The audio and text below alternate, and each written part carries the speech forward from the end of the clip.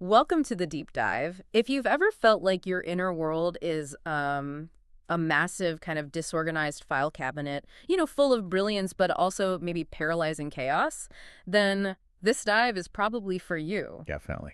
We're looking at a really powerful new framework for self-discovery. It's designed to help structure that internal mess, maybe turn it into a cohesive, usable life blueprint. Yeah, we've been immersed in excerpts from Clay Boykin's forthcoming book, The Mandala Within, a guide for intuitive and logical minds. It's due out November 2025. Okay. And our mission today is really to distill his method. How do you take that discord, and translate it into what he calls an integrated inner mandala? Right, a personal blueprint for wholeness, for clarity. It sounds like a way to map your soul's journey, which actually reminds me of what the mystical scholar Manly P. Hall said about mandalas. Oh, yeah. That the mandala is both the model of the universe and the chart of the soul's journey toward perfection. So that's kind of what we're learning to chart today. That's a great connection. And Clay Boykin seems to have come to this quite naturally. He's a lifelong visual thinker. Used mind mapping, framework building, stuff like that from a young age. Okay.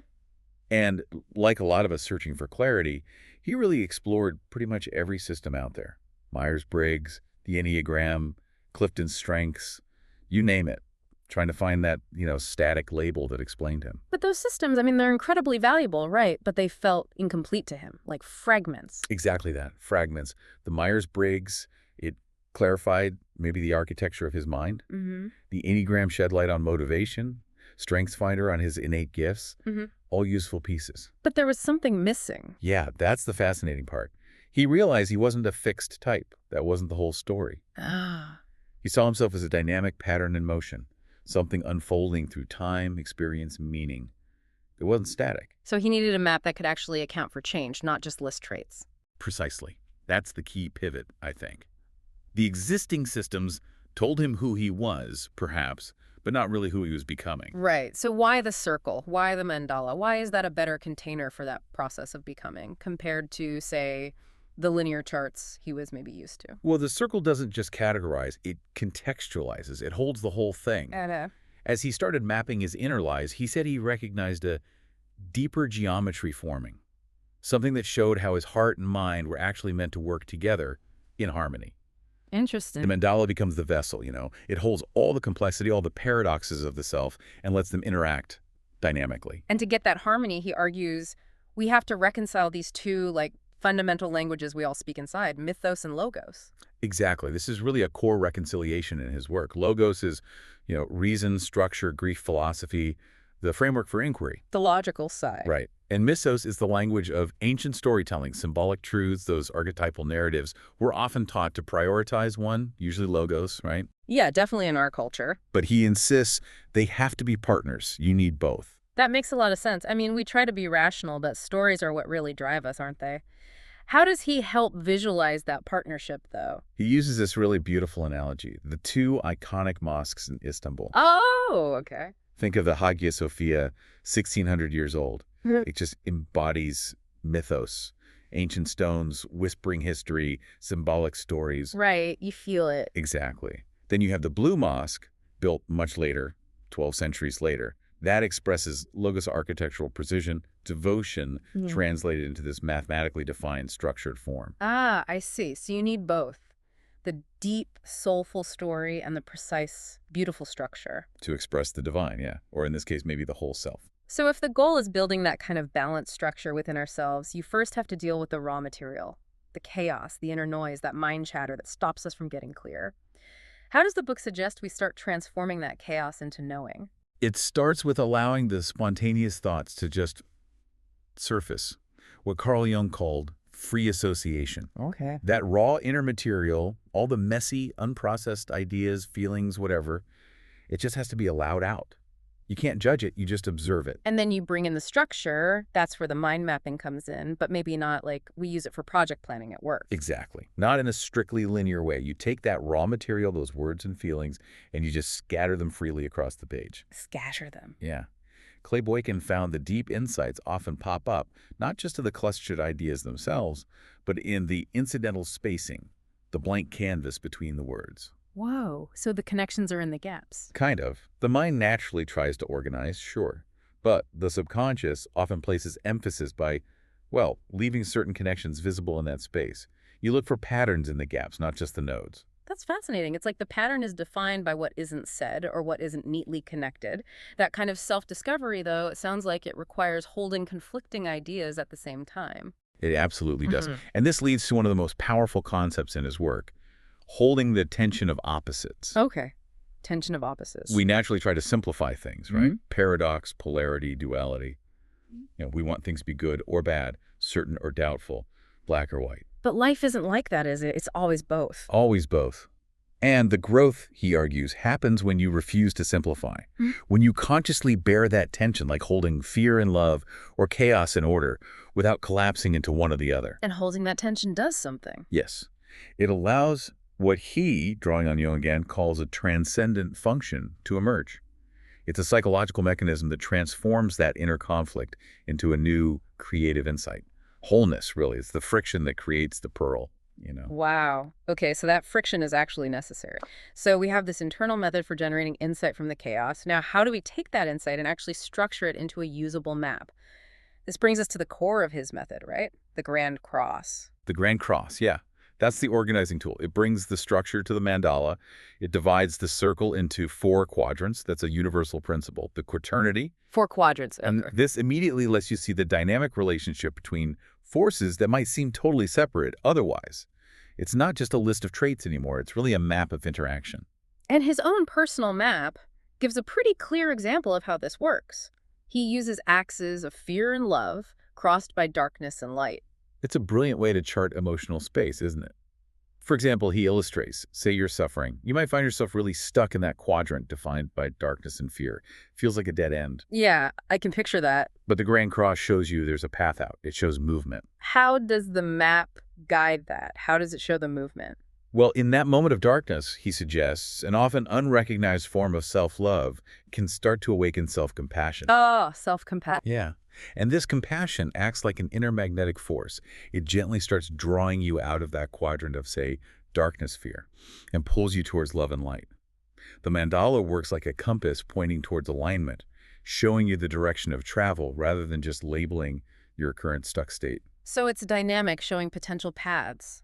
And what shapes these movements, these paths from dark to light? You mentioned archetypes earlier, these timeless cross-cultural patterns. Yes, exactly. The mandala helps reveal which powerful primal forces these archetypes are shaping your consciousness, your lived story. Okay. For himself, he recognized the wounded healer archetype, that desire to transform personal suffering into wisdom, like the mythic Chiron. Right. And also the phoenix, rising from the ashes of severe depression he experienced. These aren't just labels. They're active power sources within you. This feels really critical for anyone listening who feels like they might be living someone else's life or not living authentically. Boykin realized he was denying his innate archetypes, didn't he? He did. The writer, the poet, the lover, the adventurer. He felt he was suppressing those to fulfill what felt like culturally imposed roles: the protector, the breadwinner, the leader. And that created problems. A huge inner void, he says, an ever-deepening one. The power of charting this inner mandala is that it kind of forces you to acknowledge your true archetypal patterns.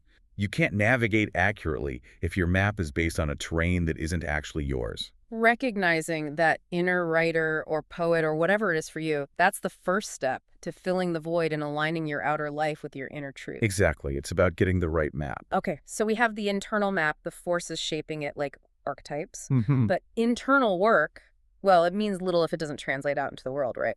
So we have to move to action. How do we take that inner clarity and turn it into purposeful outward action? That often feels like the hardest step. The book identifies compassion as the bridge. Yeah, the bridge between mythos and logos. And it's described as the animating force at the center of the mandala. It's what makes the wheel turn, essentially. We hear compassion thrown around a lot, but Boykin uses an important distinction, drawing on Thich Nhat Hanh. He does. He shares Tussie's really profound teaching that compassion is a verb. A verb. Active. Yes.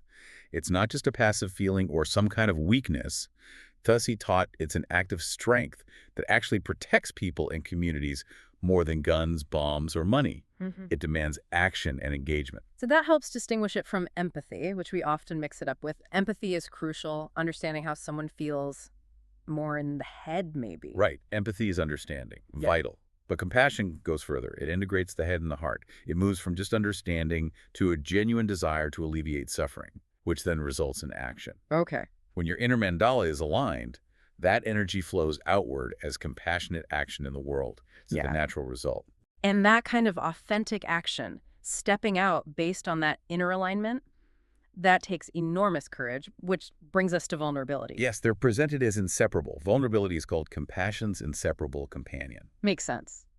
And citing Brene Brown, the work really emphasizes that vulnerability isn't weakness at all. It's our greatest measure of courage. Right. Showing up and being seen. When we have no control over the outcome. Exactly.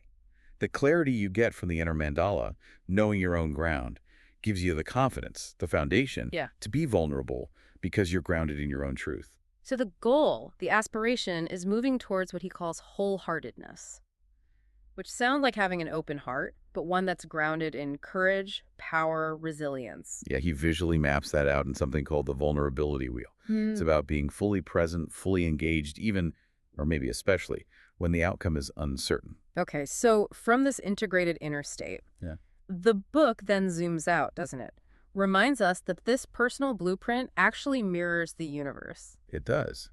He notes how modern quantum physics concepts like wave-particle duality and entanglement seem to align almost seamlessly with ancient wisdom traditions. So the inner mandala isn't just this self-contained little system, it reflects the whole. It suggests the inner and outer worlds aren't really separate opposites, but maybe unified expressions of some underlying reality. We see this search for wholeness reflected in mythology too, right? He contrasts different mythic cycles. Yeah, he looks at a few.